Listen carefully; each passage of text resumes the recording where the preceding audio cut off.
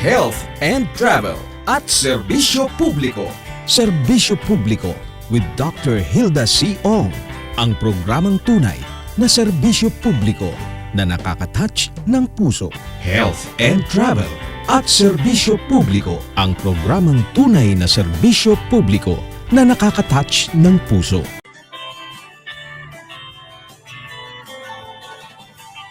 Magandang umaga, Ciao Shanghao at Hotsaki sa mga taga-pakinig natin dito sa DWBL 1242 kHz, ang himpilan ng serbisyo publiko at sa mga sumusubaybay sa ating social media account sa Facebook at sa YouTube channel.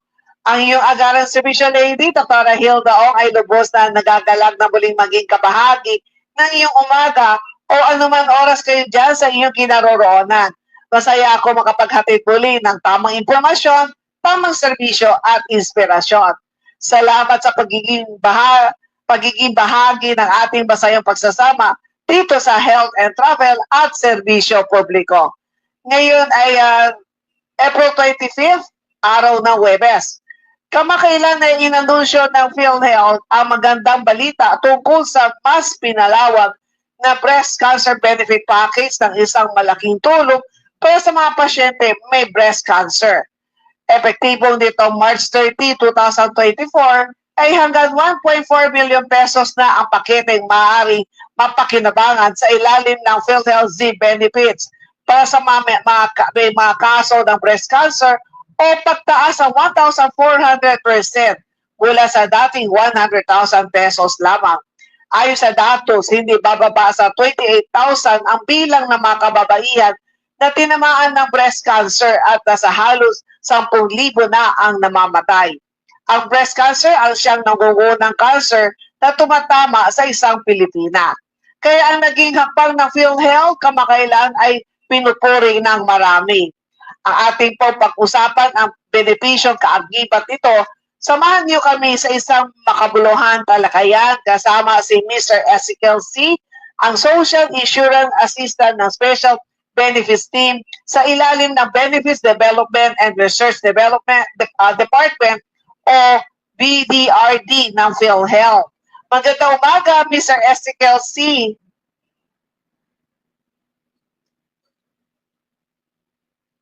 Umaga po.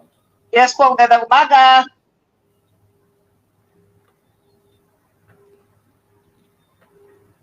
Nakita po ako, Doc.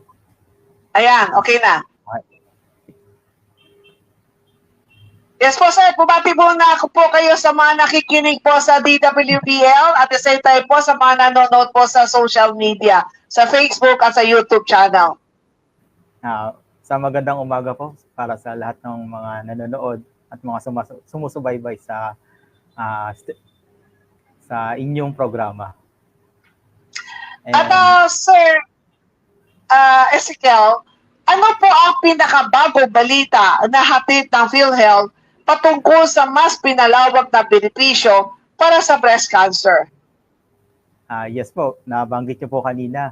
Na-publish po kasi sa dyaryo yung ating benepisyo para sa breast cancer. Pinablish po ito sa dyaryo noong March 23, 2024 at naging epektibo naman yung ating circular noong March 30, 2024. So ito yung C-Benefit Package for Breast Cancer na umaabot hanggang 1.4 million o tinatayang tumaas yung mismong benepisyo ng almost 1,400% mula doon sa baseline na package niya na 100,000. Ano po ang naging pinagbatayan polisiya kung kaya nabuo ang mas pinalawak ang benepisyo to? Paano nyo nabuo ng PhilHealth na maging 1.4 million siya? Yes po. Siyempre, binisita po namin yung mga clinical practice guidelines. Pero bago pa man po yun, nagsimula po kasi ang C-Benefits noong 2012. So, at year 2012 pa lang, na-develop na yung benefits cancer, pero ang benefit package na ito ay hanggang 100,000 lang. So, madaming hindi nasama na treatment o yung mismong gamutan na kailangan ng pasyente. Kaya na-cover lang nung time na yon is yung for surgery, kung kailangan ng diagnostic test at saka yung mga pang-chemotherapy. So ngayon, yung 2024, madami na pong sinama na mismong saklaw ng gamutan para sa isang pasyente. Kaya nga po, hango ito sa circular na PhilHealth Circular number 2024-007 na makikita niyo po sa aming website. So nakalahatala na po ito doon kamakailan at nakasaad dito kung paano pwedeng magamit at yung mga rules ng mga pag-avail ng ating C-benefit package. So saklaw nito ngayon yung dati kasi noong 2012 stage 0 DCIS o yung ductal carcinoma in situ hanggang stage 3A lang ang coverage ng ating benefit package. Ngayon naman, simula na stage 0 DCIS o yung mga early stage breast cancer hanggang stage 4 na po o yung metastatic breast cancer. Dahil dyan, pinalawak na po yung ating mga criteria or qualification na isang miyembro. So, meaning, maaari nang makapag-avail ang sino mang may breast cancer. Basta, pasok po siya dun sa mga criteria po na yan. At kasama na rin makapag-avail yung mga sumailalim yung mga nakapaggamot na sa ibang o nakapag-start na ng gamutan sa iba pang contracted health facility gaya ng kung nakapag-start na po siya ng surgery, kung lilipat siya sa Z-benefits at i-enroll for chemotherapy, ma-avail po niya yung benepisyo under the Z-benefits sa contracted health facility ng PhilHealth. So, ito talaga, nabanggit po kanina, itong Z-benefits for breast cancer, which is talagang meron na, pero 100,000 before. So, ngayon, ang ginawa ng PhilHealth ay naging 1.4 billion. Alam po ninyo, yung 100,000 talaga, kasi noon ako po ay consultant po ng PCSO for medical and charity concern, marami po talaga lumalapit po sa PCSO na humihingi ng tulong para sa kanilang chemotherapy. At isa sa yung kanilang chemo, umaabot ng 80,000 per treatment. So, nung time na yung mga pasyente, mabuti na lang, may ka-tie up yung sa pharma. So, kasi 16 session 80,000. So, alternate yan. So, ngayon, itong 100,000 noon, talaga hindi talagang kakasya. Pero malaking tulong pa rin yung 100,000. So, ano naman po ang nag-udyok sa PhilHealth para ito maisakatuparan ang mandato ng PhilHealth na makapaghatid ng dekalidad ng serbisyo medical sa ating mga kababayan? Unang-una po, may batayan po tayo. Kagaya po ng Universal Healthcare Law. So isa po ito sa batayan ng ginamit ng PhilHealth kasi sa gamutan, inaaral po ng PhilHealth yung buong costing o yung mismong magkano nga ba talaga ang ginagastos ng isang pasyente na nagkasakit ng isang breast cancer. So ang next naman po na ating batayan ay yung ating NICA Law o yung National Integrated Cancer Control Act. So sinasabi dito na magde-develop ang PhilHealth ng benefits para sa mga cancer. So at isa dito yung pagpapalawig ng mga cancer benefit package ng PhilHealth. At dito, naging isang makabuluhang hakbang ito, yung pag-develop natin ng C-benefits para sa breast cancer na para patunayan ng PhilHealth na nakatuon tayo sa paghahatid ng ng aming mandato para pagbutihin ang aming serbisyo para sa mga mamayan. At ang benepisyong ito ay upang makatugon sa mga gastusing medical ng mga Pilipino. So patuloy lamang po tayo sa pagde-develop at pagpapatupad at pagpapalag ng mga benepisyo para mapaganda ang financial coverage o yung mabigyan ng financial protection yung isang mamamayang Pilipino. Kasi catastrophic illnesses po ang breast cancer. Kumbaga, ang isang mamamayan na tatamaan nito, whether may kaya siya, talagang pag yung gastusin hindi basta-basta at sobrang bigat. At dahil dito, yung mga tiwala, gaya po nga namin sabi po namin, pinalawak po ang bagong benepisyo para sa mga mamamayang Pilipino. So ito rin yung tugon ng aming PhilHealth President at CEO na Chief Executive Officer na si Sir Emmanuel R. Ledesma Jr. po. Ano naman ang saklaw, ano yung mga saklaw na benepisyo na meron dito sa Z-Benefits Expanded for breast cancer? Yan. Yung noong 2012 po, ang sakop na ng benepisyo ay para sa diagnostic test, surgery, at chemotherapy. So 100,000 po yung pakete po ng benepisyo. Ngayon, sa yung in-expand o yung in-enhance natin po na benefit package, so holistic po yung approach natin. So meaning, simula pa lang nung pagda-diagnose or na-diagnose sa ibang hospital, may mga avail na siya kagad na benepisyo. So dito yung diagnostic test na prognostication, diagnostic test and prognostication. So sa prognostication, nandito yung breast panel o yung pag-check ng mga ERPR status ng pasyente. So umaabot po ito hanggang 10,000 pesos. Then yung surgical procedure, so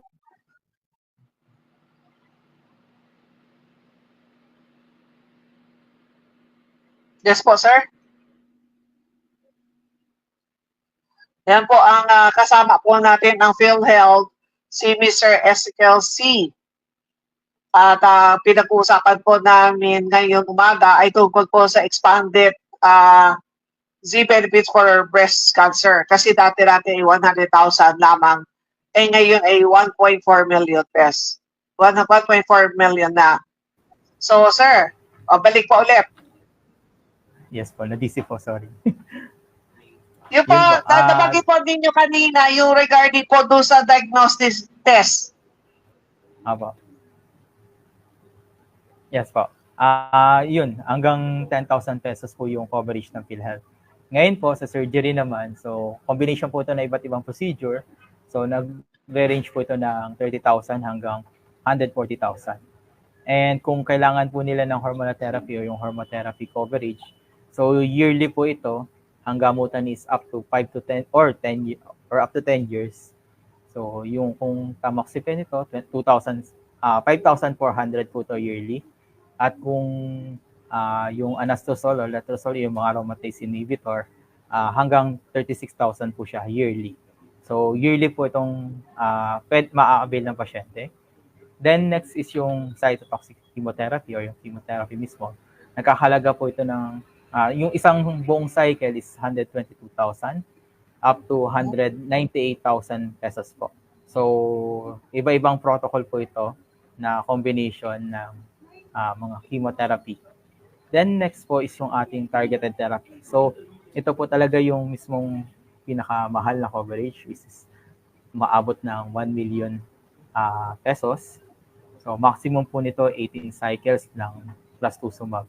So yung mga nag-a-avail ng pasyente, mostly in DOH po natin, merong silang libreng trastuzumab. Pero kung na-start po ng pasyente, pwede pa rin nilang i-continue. So yung remaining cycle ng kailangan ng pasyente, pwede nilang ituloy sa Z-Benefits.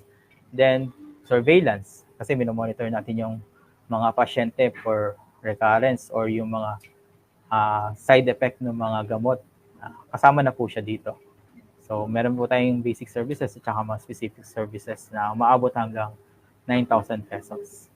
So batay na rin sa alituntunin, so yung mga mandatory services ay iba't iba yung package rate at nakadepende po yun sa rekomendasyon ng doktor. So case-to-case basis naman po ang ating mga pasyente. Hindi naman po lahat kailangan yun. So the earlier pa rin po kasi yung diagnosis ng pasyente at saka yung treatment, so mas less po yung gamutan. So, Sir Ezekiel, pero po ngayon, nag-message po from Gloria Almasan sa ano po yan, sa DAR.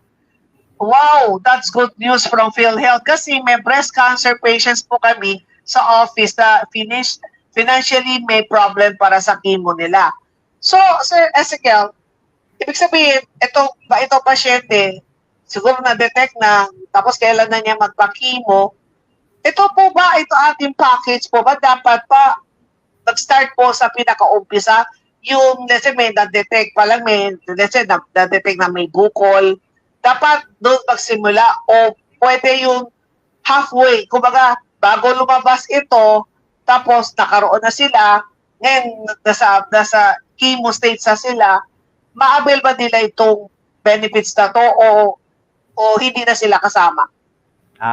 Ganito po yun, ma'am. Kung nakapagpa-surgery si pasyente sa labas, pwede pa niya ma-avail yung chemotherapy, targeted therapy, hormotherapy, at saka yung surveillance doon sa mismong contracted health facility.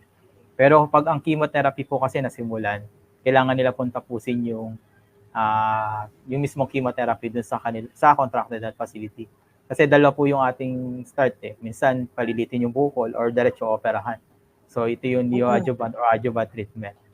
So kung nag-chemotherapy siya na pag-start na ng isang session, tatapusin nila muna yun bago sila lumipas sa contracted health facility para magpa-surgery, gumamit ng targeted therapy, yung hormotherapy at saka surveillance. Yun po yung rules po ng PhilHealth.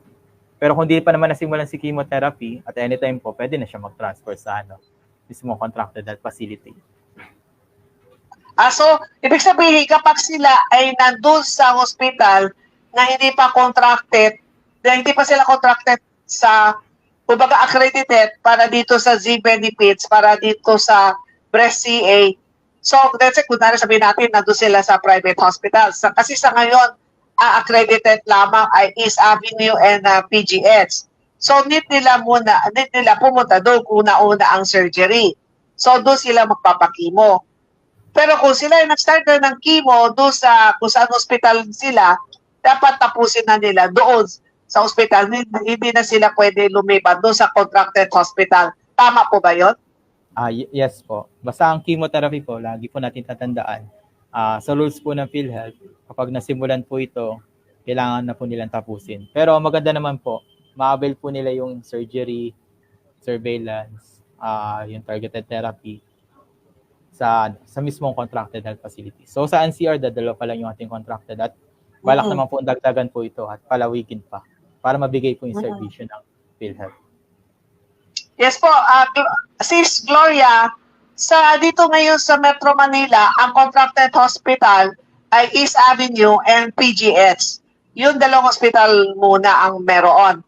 Pero yun ngayon, ang tanong ko naman, ano naman dapat gawin ng miyembro at paano ang proseso kapag sila ay may nakapa, dapat unang nilang gawin, pumunta na kagad sila, tumingin na sila sa website ng PhilHealth, kung saan ang contracted hospital, doon na sila magpa-check up. Ganito po ma'am yan eh. Either na-diagnose po sila sa mismong ibang facility po, Doc. So, kung na-diagnose sila sa ibang facility, naging breast cancer yung diagnosis, then pwede sila magpunta sa contracted health facility. Kung hindi pa nasasimulan kahit anong gamutan doon. Diagnose pa lang kasi pagpunta nila doon sa contracted health facility, may mga gagawin uling mga diagnostic test or pwedeng i-accept na po ng contracted health facility yung mismong laboratories or diagnostic test ng pasyente. And next, yung first time na ida-diagnose. Of course, dadaan naman po ito. So, alam naman po natin na yung pinaka-conventional way is yung breast self-examination. Then next, kung may na-confirm silang bukol, punta sila sa doktor para pa-check. So, ito na yung clinical breast examination, i-examine po na yung mga findings o yung mga clinical findings na makikita nila mismo. Then, magre-recommenda si doktor na pagawa either ultrasound or mammogram or i-diretso or na ipa-biopsy. Kasi halimbawa, talagang evident na yung mismong signs and symptoms. Then, dun pa lang, ipapabiopsy na yung pasyente. Pero regardless po, yun po, kung na-diagnose siya ng breast cancer, pwede na po sila magpunta sa mismong contracted health facility. So, para ma-avail po yung ating benepisyo, yung ating mga miyembro ay kailangan pumunta mismo sa ating mga contracted health facility para sa C benefits package for breast cancer. So makikita po ito sa website. So meron po tayong 21 na contracted hospitals na nagki-cater po ng mismong breast cancer. At ang sunod po dito, meron po tayong si Benefits Coordinator na siyang magpapacilitate po ng mga gagawin, ano po yung mga requirements at saka yung mga kakailanganin ng mga pasyente. At of course, i-discuss din dito kung meron bang mga karagdagang bayad or mismong cost sharing na kasi magkaiba po kasi kung private or government yung pupuntahan nila na contracted health facility. So meron silang, so depende po. Pero sa contract naman po ng PhilHealth, naka-indicate naman po doon yung available na co-payment o yung mismong dagdag bayad ng pasyente. Kung meron man po na i-allow. So next naman po, responsibilidad naman ng si Benefits Coordinator na makipag-ugnayan. So hindi lang po sa PhilHealth, sa mismong facility at saka sa pasyente. So sila po yung mag-schedule ng kanilang gamutan at syempre kailangan po ma-discuss ito ng ating multidisciplinary interdisciplinary team ng mismong hospital na nag-diagnose to sa pasyente kung ano yung kanila magiging gamutan at rekomendasyon para sa yung overall na gamutan na i-request sa PhilHealth. Kasi meron po itong pre-authorization kailangan i-grant do sa mismong miyembro. So, po. At Sir Ezekiel, nanonood sa atin ngayon si RBP Delio Aceron II. Sabi po niya sa Region 10 sa Northern Mindanao Medical Center. Yan po ang contracted hospital. Magandang umaga din po kay Saharage Octavio on top. Yan po sa Bulas po sa Region 10. Magandang umaga din po, sir. Yan po. At may katanungan, lahat ng stages ng breast cancer ay sakop po ba ng pakete? Paano yung gusto pa lamang, let's say daw po, ang gusto lamang daw po nila magpa-test o magpa-confirm kung meron silang nakapang bukol sa suso.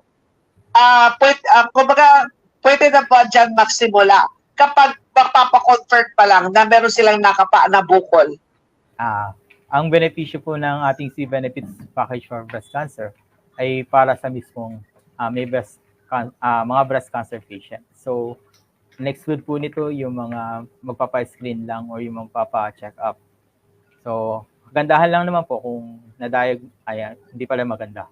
I mean, iniiwasan naman po natin lahat na syempre ma-diagnose ng breast cancer. Pero kung kakailanganin po nila yung benepisyo ng PhilHealth, so nandito po yung C-Benefits Package for Breast Cancer. So kung magpapadiagnose siya at benign naman, so hindi po ito sakop ng paketa ng PhilHealth.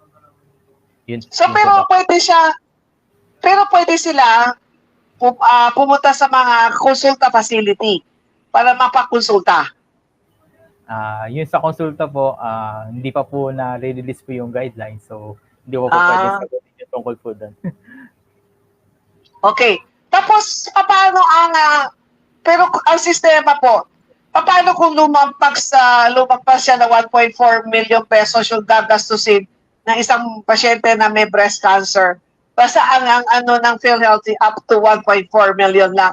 Sa loob ba yan ng isang taon? O sa kumbaga sa buong niya, yung basta na-confirm na breast cancer siya, yung 1.4, yun na yung buong gagamitin niya. Hindi pa po. So kung magagamit nila buong year yun the next year po kasi meron pang coverage for hormotherapy at saka mga surveillance. So depende po ito sa order ng ating mga doktor o yung mismong mga espesyalista na magtitingin sa pasyente na may breast cancer. So yung coverage po, hormotherapy, surveillance. So dire-diretso po ito hanggang maging cancer survivor si pasyente. Mga ilan araw lumalabas yung authorization letter na let's say sabihin natin na due for ng doktor na confirm na breast cancer siya. Tapos kailangan na for surgery. Gaano katagal lalabas yung authorization para ma-opera na kagad yung pasyente? Yes po. Kailangan muna po gagawin kasi nila yung mismong treatment plan ng pasyente. So ito po yung mahalaga kasi kasama po ito doon sa attachment na ipapadala ng mga contracted health facility sa PhilHealth bago mabigyan yung pasyente ng pre-authorization. So dito nakadetermine na kung ano yung mga gamutan na maaaring ibigay sa pasyente. Pero kung may mga idadagdag naman si MDT, kasama naman ito. So magre-resubmit lang sila ng mga na kanilang treatment plan para in case may nadagdag or halimbawa, tumaas yung staging ng pasyente, kailangan niya yung ganito na yung kunwari, surgery tapos hormotherapy lang siya. Then bigla nag-progress, so kailangan niya na ng chemotherapy, magre-request lang uli or magre-resubmit lang ng MDT treatment plan yung mismong contracted health facility para dito po. So far po, Sir Ezekiel, meron na po ba kayong kumbaga nakita dito sa ating contracted hospital mula anong sabihin natin ma-detect na may breast CA, meron na ba kayo idea kung mga gaano katagal para ma-approve na pwede niya magamit yung Z benefits para dito sa breast cancer? Yes po. 7 days po yung, working days po yung approval po ng ating pre-authorization. So once na nakapag-send na po ng request si contracted hospital, yung pasok po yung criteria ng pasyente, then mabigyan po ng pre-authorization na po yung member ng PhilHealth. Pero di po ba instance na nade-deny ang isang pasyente para ma-avail itong Z benefits? Based po doon sa criteria po natin, halimbawa kung lobular carcinoma in situ, stage 0 din po yan. So hindi po siya kasama sa coverage po ng PhilHealth.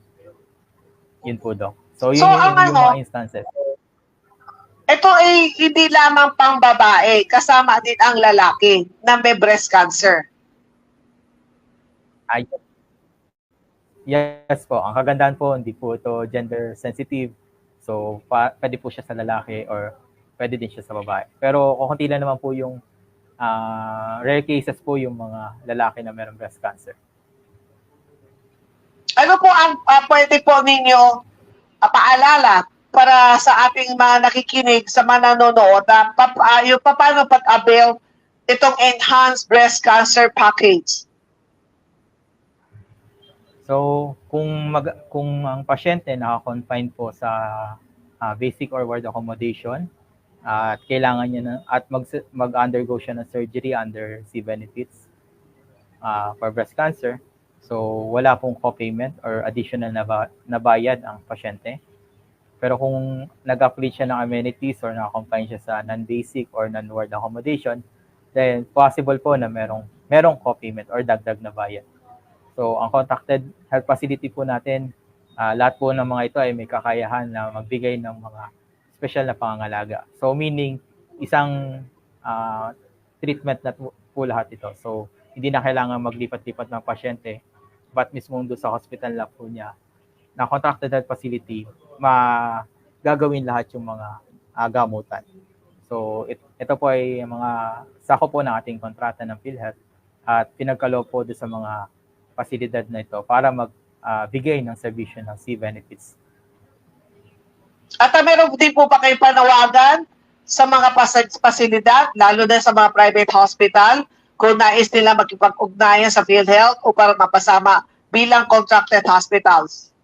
Yes po, inihikayat po namin lahat ng mga may kakayahan o yung mga kwalipikadong pasilidad na may pag-ugnayan po sa PhilHealth upang maging isang contracted health facility po para sa Z benefit package for breast cancer.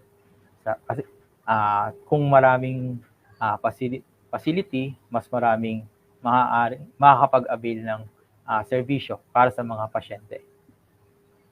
At saan po sila pwedeng kontakin ang PhilHealth? May bagong PhilHealth communication channels na nais ninyong i-promote sa publiko? Yes po. Kung mahipag-ugnayan po sila sa PhilHealth, pwede po sila magbigay ng letter of intent. So, pinapadala po ito sa ating PhilHealth Regional Office or pwede nyo ipaabot po yung mga komento o suggestion at mga mensahe sa mga sumusunod na platform. So, nandito po yung ating hotline. So, yung 02-8662-2588. So, available po ito 24/7 or maaari ding tumawag or mag-text sa aming hotline hotline. So kung smart, 0988-857-2957 at 0968-865-4670. At kung Globe naman, 0917-127-5987 or 197-110-9812 or maaari niyo pong bisitahin yung aming PhilHealth website at makikita niyo po yung aming mga hotlines at mobile number na maaari niyo pong kontakin. At may pahabol lang po. Sir Ezekiel, meron nanonood sa atin ngayon. At kung sakali po, pupunta po sila sa East Avenue Medical Center. Saan po sila pupunta? Ano sasabihin nila? Hanapin ba nila yung kung saan yung Z benefits? Alam ko yung may office yun eh. Doon ba sila pupunta at dalhin nila ang kanilang record para ipakita na sila ay na-detect na may breast CA? So kailangan po muna nilang magkaroon ng record mismo doon sa hospital. And kung gaya nga po nun, kung na-diagnose sila sa labas, so dapat kailangan dala na po nila yung mga laboratory at saka yung mga kinakailangan ng doktor na titingnan para malaman kung breast cancer. At kung may mga pagagawang serbisyo ulit, so mismo doon sa contracted facility na po yung gagawin. Po. At ang mensahe po sa ating tagapakinig sa kasamahan nanonood po sa atin ngayon. Paalala lang po namin na ang miyembro po ng PhilHealth na mag-4M. So, ito po yung magparehistro, mag-update ng record, magbayad ng contribution at mag-avail ng benepisyo. So, kung magpaparehistro po kayo, huwag makipag-transaction po sa mga fixer, makipag-ugnayan lamang sa PhilHealth employees sa mismong mga local health insurance office o yung mismong mga opisina po ng PhilHealth. And next naman po, mag-update ng record at kung nabagong status, lumipat ng bahay, or nagbago ng contact details, so kailangan pong i-update ng miyembro. At kung yun, mga kinasal, nagbago na apelyido, kasama po yun doon sa mga pag-update ng record. At magbayad po ng contribution. Ito po kasi para sa sustainability or ng mga programa. At para may pagpatuloy namin po yung mga benepisyo, mapabuti at sa pagpapatupad ng mga benepisyo at yung iba pang mga benepisyo na ilalabas sa mga sumusunod na taon. At next naman po yung mag-avail ng benepisyo. So dito, lalong-lalo na para sa mga konsulta, para pwede po sila magpunta sa mga ating yung mga PhilHealth na consulta provider para maiwasan yung pagkakasakit or paglala ng karamdaman. So ito po yung ating isa pong bagong programa, yung under ng primary care. So ini-strengthen po ng PhilHealth yung mismong primary care. So ito po yung mismong aming mensahe para po sa lahat. Maraming salamat po sa Mr. Ezekiel C. sa oras na binigay po ninyo dito sa programang Health and Travel at Serbisyo Publiko. Kaya muli po, ang nakasama po natin ay si Mr. Ezekiel C. Siya po ay mula po sa Special Benefits Team, Benefits Development and Research Department, mula po sa PhilHealth. Kung meron po kayong mga katanungan o gustong linawin na mga bagay-bagay, huwag po kayong mag-atubilin, magpadala ng mensahe sa ating mga social media account at asahan po na ipaparating namin ito sa PhilHealth. Ito ay bahagi ng ating pagbibigay serbisyo publiko at sa hangalan ng PhilHealth na kayo ay mapaglingkuran dahil may pinalawag at bagong benepisyo para sa mamayang Pilipino. Samantala, ang oras sa buong kapuluan ng Pilipinas ay ganap ng 9:09 ng umaga, Kauntiang Kong, Kahod, Saki. Sa pagbabalik po ng Health and Travel at Serbisyo Publiko, papasadahan naman natin ang mga headlines na mga mahalagang balita na dapat po ninyo malaman ngayong araw na ito, araw ng Huwebes. Back to PWBL Studio.